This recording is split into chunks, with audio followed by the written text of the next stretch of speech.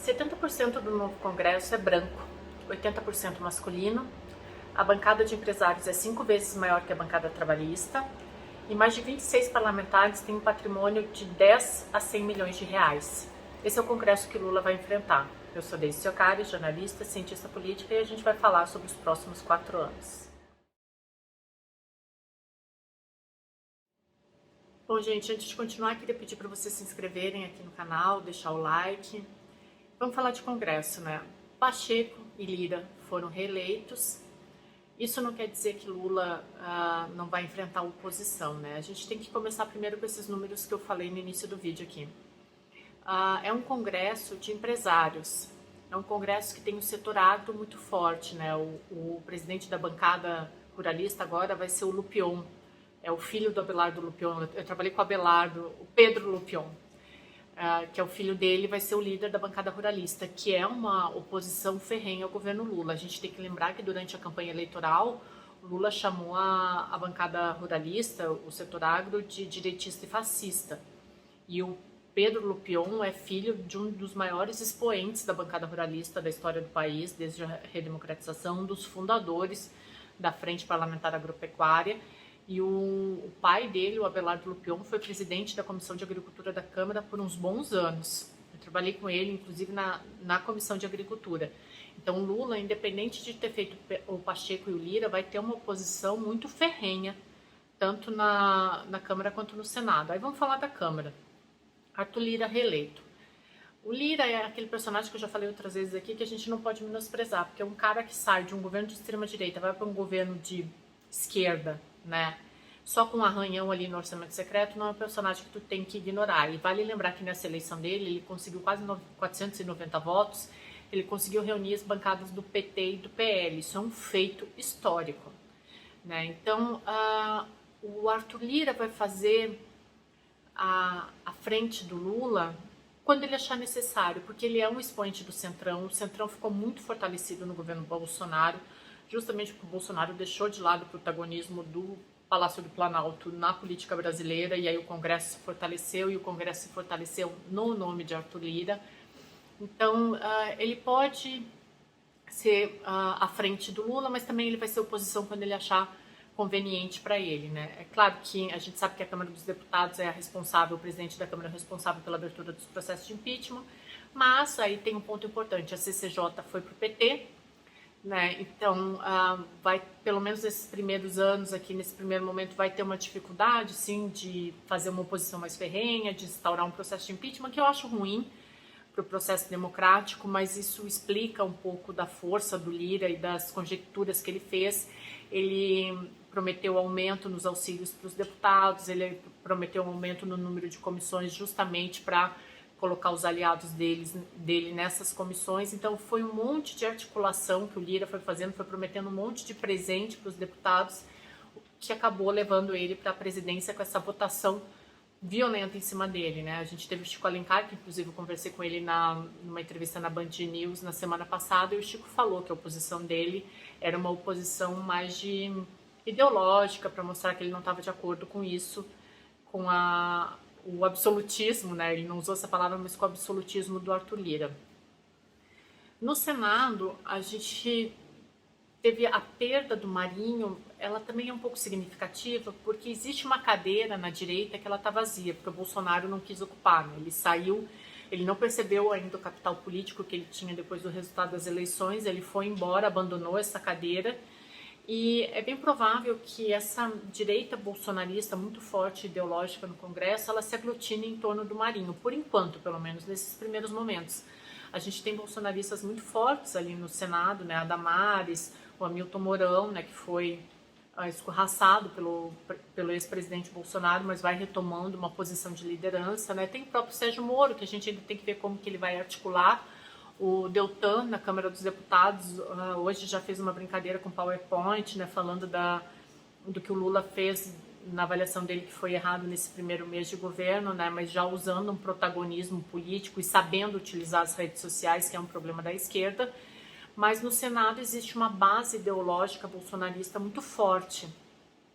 Com a falta da liderança do Bolsonaro, é provável que se aglutine em torno de um outro líder. As pessoas têm falado muito na questão da Michelle Bolsonaro. Eu não vejo a Michelle como uma expoente para 2026. Eu lembro que quando a gente estava no primeiro ano de governo Bolsonaro, o Rodrigo Maia tinha tido muito destaque. Foi por causa dele que a reforma da Previdência foi votada, e o Rodrigo Maia tinha tido muito destaque e cogitavam ele, inclusive, para candidato à presidência em 2022.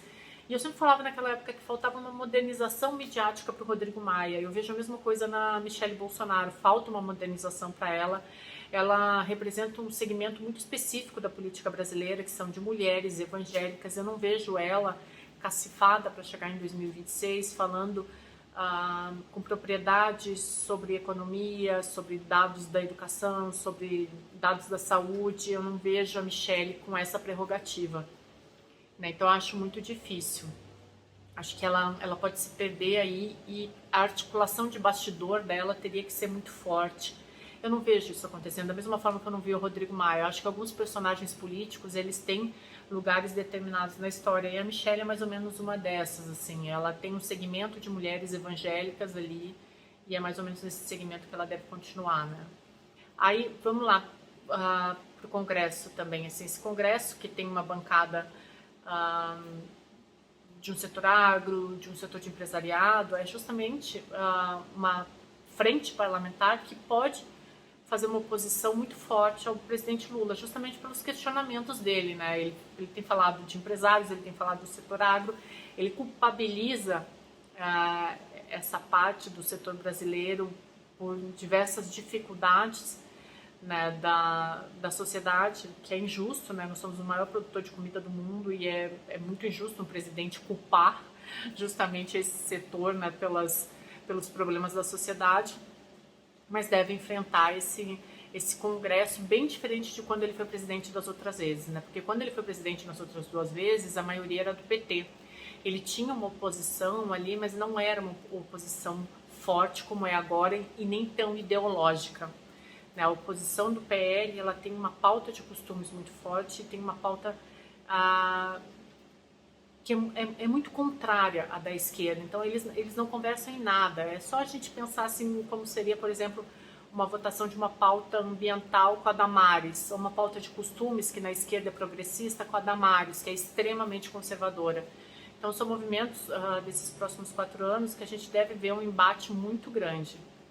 O Pacheco deve acelerar a reforma tributária, ele deve acelerar o resultado para um teto fiscal em relação ao fim do teto dos gastos, né? Então o Pacheco ele não é nenhum senador reformista, né? Não é que ele seja um grande reformista, mas ele deve acelerar sim essas propostas no Senado.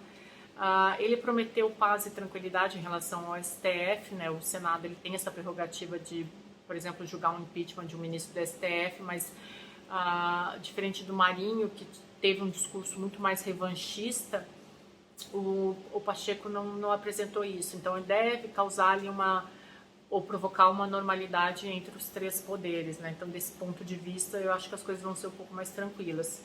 Mas é isso, assim, é um Congresso bem opositor, de pautas identitárias e ideológicas muito diferentes das pautas da esquerda. A gente tem que lembrar que o Brasil é o 3º país no mundo com diversidade étnico-racial. Mas mesmo assim, o nosso Congresso, como eu falei no início do vídeo, ele é branco, masculino e de empresários, ou seja, os donos do poder, a elite do poder, né? Então eles continuam se perpetuando no Congresso Nacional. Não é muito diferente do que aconteceu em outros anos, mas quando era o governo do PT, existia uma bancada trabalhista maior e os movimentos sindicais eram muito mais fortes, então tem uma diferença de cenário que ela é muito gritante agora, e ela pode ser uma dificuldade para esse governo, que já começa sendo questionado na economia, começa com alguns posicionamentos que relembram aquele segundo governo Lula, de inchaço na máquina pública, de um Estado obeso e ineficiente. Nós temos 37 ministérios, né, e isso acaba acaba repercutindo também na Câmara dos Deputados, né? Olha aí o Arthur Lira querendo criar mais comissões justamente para poder dar um apadrinhamento político, né? São lógicas que existem desde a velha república no Brasil, e eu não acredito que elas vão mudar. Hoje eu estava conversando com a Joana Trepto, da Band News, e ela perguntou se esse fisiologismo da política brasileira ele iria eventualmente em algum momento acabar. Não vai, porque essas são as nossas raízes históricas, são as nossas raízes que vieram de Portugal, nos colonizaram dessa forma.